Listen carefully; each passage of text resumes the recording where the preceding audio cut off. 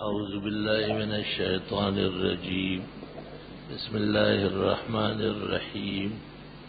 الحمد لله رب العالمين الرحمن الرحيم مالك يوم الدين إياك نعبد وإياك نستعين اهدنا الصراط المستقيم صراط الذين أنعمت عليهم غير المغضوب عليهم ولا الضالين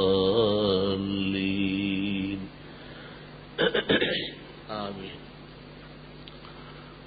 سورہ فاتحہ حق سبحانہ و تعالی کی الوہیت اور شہنشائیت مطلقہ کے تعارف میں ہے.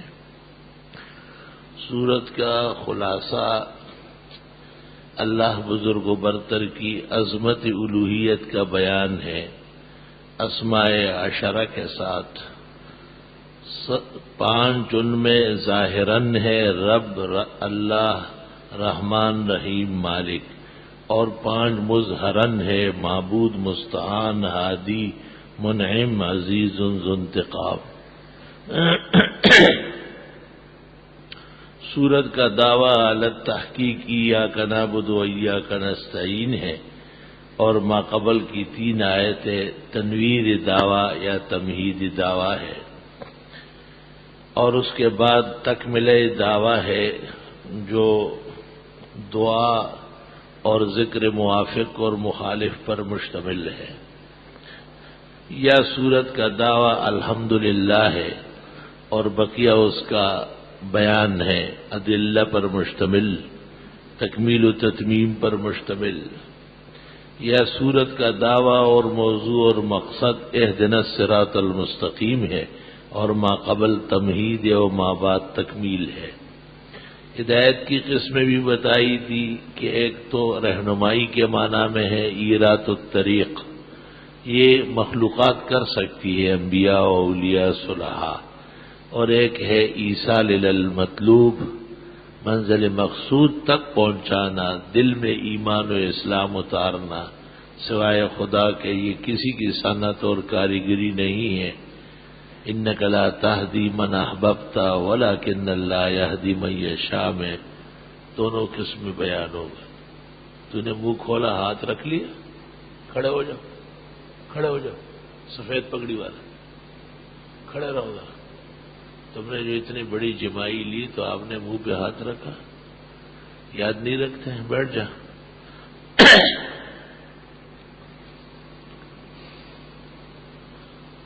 سورت فاتحہ کے مضامین حقیقت میں مفصل مذکور ہے بقرہ کے اندر، اور مدلل مذکور ہے پورے قرآن کے اندر. اس لیے فاتحہ کے متعدد اسامی اس کی عظمت مفہوم پر دلالت کر رہا ہے.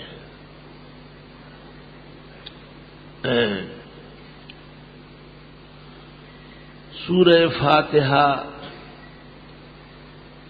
امام کی اقتداء میں مقتدی اپنی نماز میں پڑھے گا یا نہیں، گو یہ مسئلہ حدیثی اور فقہی ہے، لیکن معمولی سا چکمکا اس کا بھی دینا پڑتا ہے،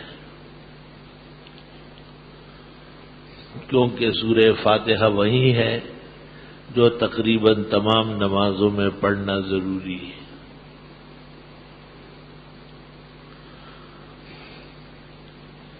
اس سلسلے میں شروع سے اختلاف چلا ہے. اصحاب میں اختلاف ہوا ہے یا اعمال رسول میں ہے. قولان مشہوران لأہل العلم والاثر.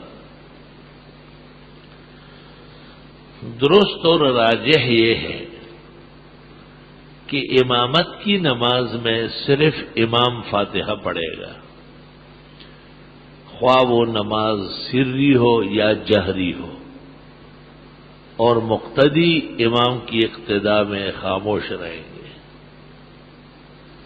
قرآن مجید کی آیت اذا قرئ علیہم القرآن فاستمعوا لہ وانصتوا، آراف کے اخیر میں. اور مسلم شریف کی حدیث اذا قرأ فانصتوا، اس کی دلیلیں عبداللہ ابن عباس سے شرح المعانی میں ہے کہ ان سے پوچھا گیا کچھ لوگ ظہر اثر میں پڑھتے ہیں، آپ نے کہا لو استطعت علیہم لاقلعن السنتہم عن اعناقہم، اگر مجھے ان پر طاقت مل گئی تو ان کی زبانیں گدی کی طرف سے کھینچ لوں۔ امام کے پیچھے مقتدی فاتحہ نہیں پڑھ سکتا۔ مسلم شریف میں ہے زید بن ثابت سے پوچھا گیا، فرمائے اذا كنت مع الامام فلا تقرأ معه شيئا من القرآن، قرآن کا کوئی حصہ نہیں پڑھنا ہے، اللہ اکبر، تسبیحات اور دیگر کلمات ساتھ ساتھ پڑھے جاتے ہیں۔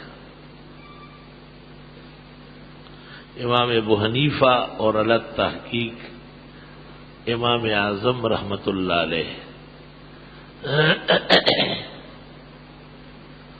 ان کا کہنا یہ ہے کہ امام کی اقتداء میں کسی قسم کی قرات مقتدی نہیں کریں گے۔ اس میں بڑے مسائل اور کتابیں اور ادلہ سامنے آئی ہے۔ بنیادی طور پر اس میں 3 حدیثیں، ایک جابر بن عبداللہ کی اذا قرأ من کان له امام فقراءۃ الامام له قراءۃ، یہ سلسلۃ الذہب ہے، فقہاء سے منقول روایت ہے۔ من کان له امام فقراءۃ الامام له قراءۃ، جس کا امام ہو تو امام کی قراءت مقتدی کی بھی قراءت ہے۔ اور دوسری روایت ابو موسیٰ اشعری کی ہے، اذا قرأ فانصتوا، صحیح مسلم میں۔ یہ دونوں حنفیہ اور جمہور کے ادلہ ہیں۔ اور تیسری حدیث عبادہ بن ثابت کی ہے، بخاری شریف میں، مسلم میں، ترمذی میں، ابو داؤد میں، نسائی میں، ابن ماجہ میں، لا صلاۃ لمن لم یقرأ بفاتحۃ الکتاب۔ لیکن اس روایت پر 13 سندن کلام ہے، 13 جگہ، اور 12 جگہ مانن کلام ہے۔ خود بخاری نے اس کے فوراً بعد ابو ہریرہ کی حدیث نقل کی، ثم اقرأ ما تيسر معك من القرآن، اور اس سے فاتحہ کی تعین ختم ہو گئی۔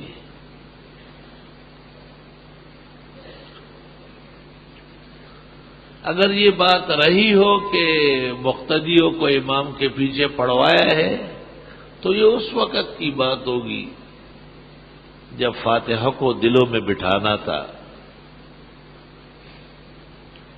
اور فاتحہ پر قرآن کی صورتوں پر نکاح پڑھوایا گیا۔ قرآن کی صورت جس کو زیادہ یاد تھی، باوجود کم سن ہونے کے انہیں امام بنایا عمر ابن سلمہ۔ قرآن کی صورتیں جن کو زیادہ یاد تھی ان کو میدان جنگ میں جھنڈا ہاتھ میں دیا، اور یہاں تک کہا کہ یؤم القوم اقرأہم لکتاب اللہ، جو بڑا قرآن دان ہو، قرآن خوان ہو، قاری صاحب ہو، وہ نمازیں پڑھائے۔ لیکن یہ فیصلہ قائم نہیں رہا، اس میں تبدیلی ہو گئی۔ نکاح کے لیے باقاعدہ مہر مقرر ہوا، جنگی صلاحیت سپہ سالار کے لیے ضروری قرار دے دی گئی، اور نابالغ کے پیچھے نماز منع کر دیا گیا۔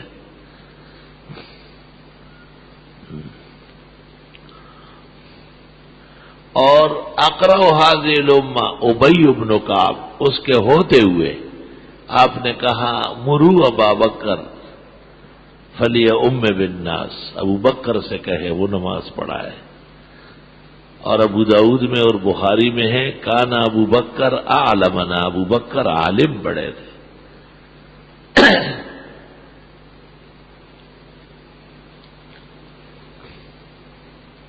اقرا تو اس امت کا ابی بن کعب ہے، اور ان کے ہوتے ہوئے حضرت ابو بکر صدیق کو امام بنایا امت کا،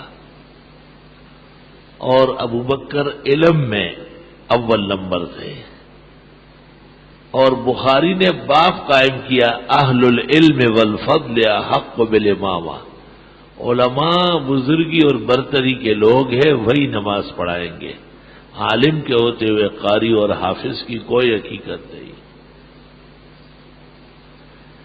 یہاں بھی امام بخاری نے امام ابو حنیفہ کا مذہب اختیار کیا ہے، فالاعلم احق بالامامہ۔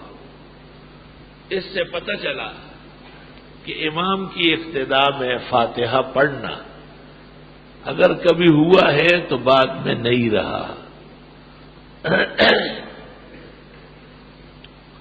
اکابر امت میں حضرت گنگوئی کی کتاب، حضرت نانوتوی کی کتاب، مولانا عبدالحی صاحب کے المام اور غیث الغمام، اور پھر امام الازہر مولانا انور شاہ صاحب کی فصل الخطاب، اور حضرت بنوری کی فصل الخصام، محقق الازہر کی احسن الکلام،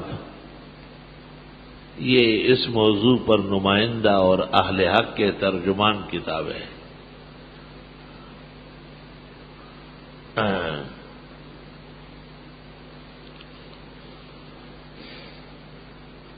دوسرا مسئلہ یہاں یہ ہے کہ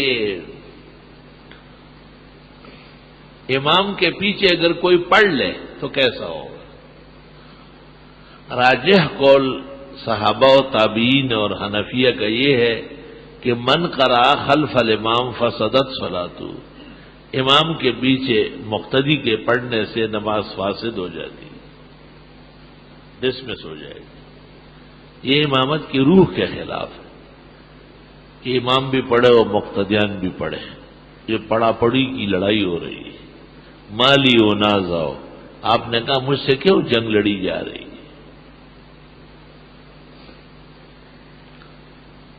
اس لیے پڑھنے میں کوئی احتیاط نہیں ہے، نہ استحسان ہے۔ احتیاط اور تقوی اس میں ہے کہ امام کی اقتداء میں مقتدی کس قسم کا فاتحہ یا سورت نہ پڑھے۔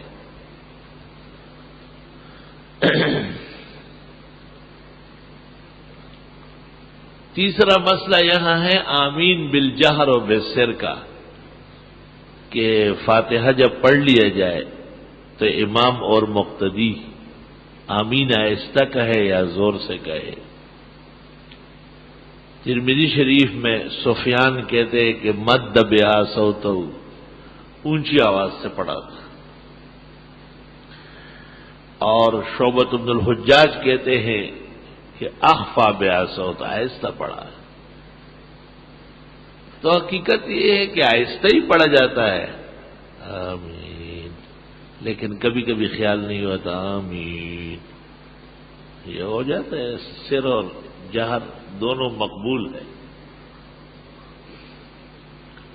اب دیکھنا یہ ہے کہ آمین کی حقیقت کیا ہے۔ بخاری شریف میں قال عطا آمین دعاؤں، امام عطا کہا کرتے تھے کہ آمین دعا ہے۔ اب دعا کے لیے قرآن کا حکم ہے ادعوا ربکم تضرعا وخفیا، آہستہ دعا مانگے۔ اور نبیوں کے بارے میں کہا ہے اذ نادى ربہ نداء خفیا، کہ زکریا علیہ السلام نے بہت آہستہ دعا مانگی۔ اور قاعدہ یہ ہے کہ الاصل فی الدعوات والاسرار یا تسریہ، اصل دعاؤں میں اور ذکر و اذکار میں آہستگی ہے، آہستہ پڑھنا اصل ہے۔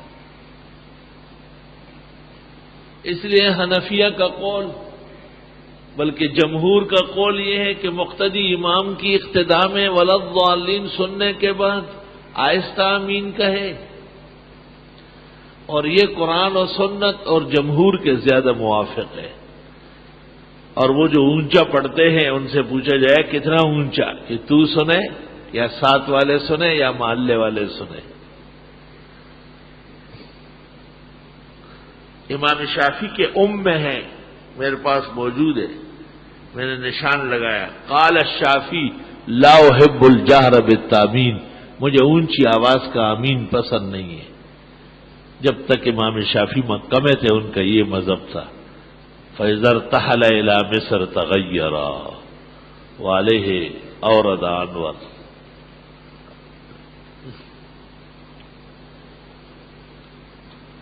لیکن یاد رکھنا، جو اونچی آواز سے آمین کے قائل ہے وہ آہستہ کو سنت کہتے ہیں، اور جو آہستہ آمین کے قائل ہے وہ اونچی آواز کے بھی قائل ہے۔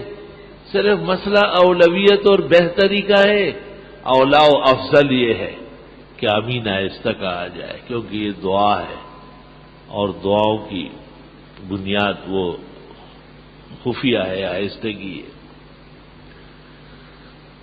شیخ عبد الوہاب شعرانی نے المیزان میں عجیب بات لکھی ہے، وہ کہتے ہیں حنفیہ کی نماز صلاۃ الرجال صلاۃ الکاملین ہے، بس ایک دفعہ ہاتھ اٹھایا اور پھر آرام سے کھڑے رہے، امام کے پیچھے متوجہ رہے، آمین کا وقت آیا تو آہستہ سے پڑھ لیا۔ اور شوافی کی نماز کو کہا ہے کہ یہ صبیان کی نماز ہے۔ واضح رہے کہ عبد الوہاب شعرانی خود شافعی ہے، اور وہ کتاب چھپی ہوئی دنیا جانتی ہے، موجود ہے میرے پاس۔ انہوں نے لکھا ہے جیسے بچوں کو مشغول رکھنا پڑتا ہے، کبھی ان کو کہتے ہیں ہاتھ اٹھاؤ، کبھی کہتے ہیں ذرا زور سے کہو۔ ہمارے ایک بزرگ لوگوں کو جلسے میں کہتے ہیں زور سے اور تھوڑا سا اور زور سے، اس سے بڑا خوش ہوتا ہے۔ ہاں بزرگ ہستی ہے، لیکن یہ ایک بری عادت ہو گئی۔ لوگ کہتے ہیں کہ اور پڑھو اور زور سے پڑھو، زور سے پڑھو، بس یہی کام ہے اس کا، اور کوئی کام نہیں، ایک ہی کام دنیا میں رہے گا۔ تو کبھی یہ امین پڑھواتے ہیں اور کبھی ہاتھ چلواتے ہیں، رفع یدین کراتے ہیں۔